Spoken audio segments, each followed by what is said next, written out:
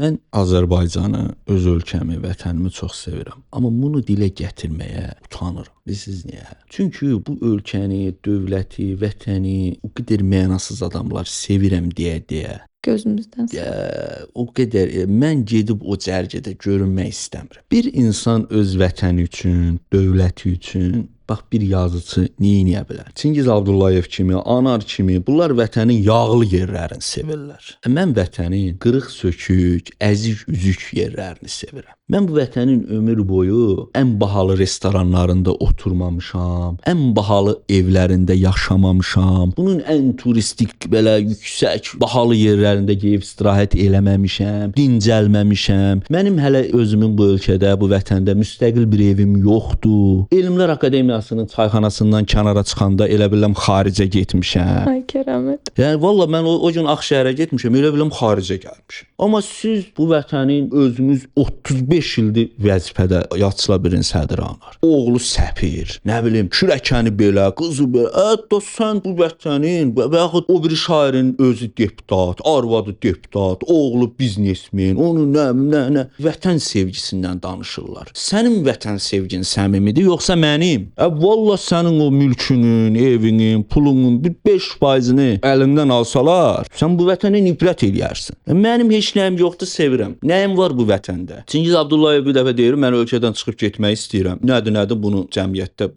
rus dilində linç olunmuşdu, linç olub, yazıca gəlir, küsüb getmək istəyir. Nə oldu? Bax nəyim var mənim bu vətəndə? Bax mənim bu siyasi çıxışlarım, ictimai çıxışlarım, cəmiyyətdəki mövqeyim imkan verir ki, mən gedib hansısa bir Avropa ölkəsində, xarici bir ölkədə oturum alam, orada yaşayam, həyatımı da quram. Düzdür? Bəli. Amma ayrıla bilmirəm bu vətəndən. Gedib darıxmaqdan qorxuram, dözə bilməyəcəyimdən qorxuram. Bu yaxınlarda Amerikaya getmişdim. Qayıtmaya da bilərdim. Kifayət qədər orada məni tanıyanlar da var gedə. Amma mən öz vətənimi sevirəm. Öz vətən harasını sevirəm? Çayxanasını, Elmlər Akademiyasının bağın, kürəyimdə sumka, kitablar. Ömür boyu belə olmuşam. Kim gəlib deyə bilər ki, sən bu vətəndə nə bilim filan nə bilim şeylərim var. Heç nəyim də yoxdur.